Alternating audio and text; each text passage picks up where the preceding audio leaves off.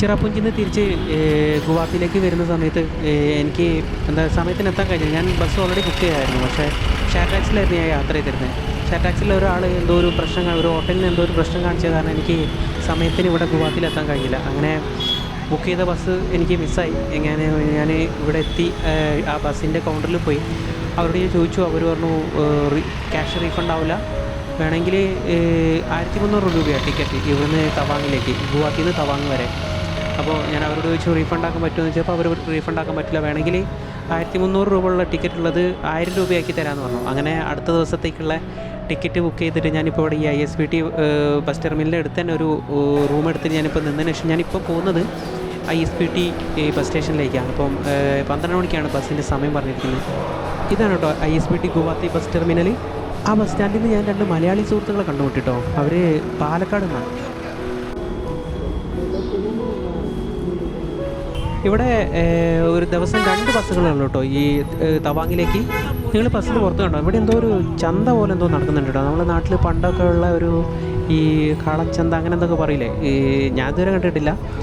അങ്ങനത്തെ ഒരു സംഭവമാണെന്ന് നമ്മുടെ നാട്ടിൽ മുമ്പുള്ള എൻ്റെ അമ്മയൊക്കെ പറഞ്ഞിട്ട് ഞാൻ കേട്ടിട്ടുണ്ട്, അങ്ങനെ ഈ ചന്തേനെ പറ്റിയിട്ടൊക്കെ.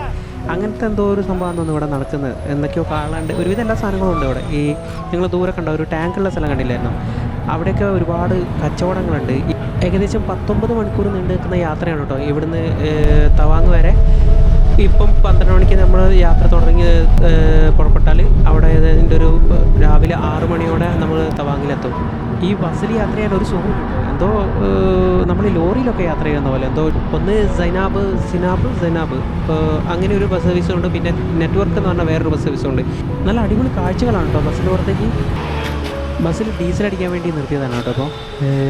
അപ്പോൾ ഇപ്പം ഒരുപാട് സമയം എടുക്കുമെന്ന് പറഞ്ഞു. അപ്പം വാഷ്റൂമൊക്കെ ഉപയോഗിക്കണമെന്നുണ്ടെങ്കിൽ പോവാം, അല്ലെങ്കിൽ ചായ കുടിക്കണമെന്നുണ്ടെങ്കിൽ പുറത്ത് പോവാം. അപ്പോൾ ഞാനിപ്പോൾ ഈ റോഡിൻ്റെ മുകളിൽ ഇങ്ങനെ ഇങ്ങോട്ട് ഇറങ്ങിയത്. അപ്പോൾ ഞാൻ നേരത്തെ ഒരു കാര്യം പറയാൻ വിട്ടുപോയി. എന്താണെന്ന് വെച്ചാൽ അരുണാചൽ പ്രദേശിലേക്ക്, അതായത് തവാങ്ങിലേക്ക് പോവുകയാണെങ്കിൽ പെർമിറ്റ് ആവശ്യമാണ് കേട്ടോ. അപ്പോൾ ഞാനിപ്പോൾ ഈ ബസ് സ്റ്റാൻഡിൽ ഇങ്ങനെ ഇരിക്കുന്ന സമയത്ത് ഞാൻ നേരത്തെ പറഞ്ഞില്ലായിരുന്നു 2 മലയാളി സുഹൃത്തുക്കൾ, അവരാണെന്ന് തോന്നുന്നു ആ ബസ്സിൻ്റെ ജീവനക്കാരനെ ചോദിച്ചത്. അപ്പം അവർ പറഞ്ഞു പെർമിറ്റ് ആവശ്യമാണ്. അപ്പോൾ അപ്പോഴാണ് എന്നോട് ചോദിക്കുന്നത് നിനക്ക് പെർമിറ്റ് ഉണ്ടോയെന്ന്. അപ്പം ഞാൻ പറഞ്ഞു എനിക്ക് പെർമിറ്റില്ല. അങ്ങനെ ഞാൻ തവാങ്ങിലെത്തിട്ടോ. ഇപ്പം രാവിലെ 7 മണിയായി. എനിക്ക് ഭയങ്കര ഇഷ്ടപ്പെട്ടു കേട്ടോ ഈ സ്ഥലം. എനിക്ക് തോന്നുന്നു ഭൂരിഭാഗം ആളുകളും അതായത് ബുദ്ധമത ആചാരവുമായി ബന്ധപ്പെട്ട അല്ലെങ്കിൽ ബുദ്ധമതം ഇഷ്ടപ്പെടുന്ന ആളുകളാണ് കൂടുതലെന്ന് എനിക്ക് തോന്നുന്നു ഇവിടെ.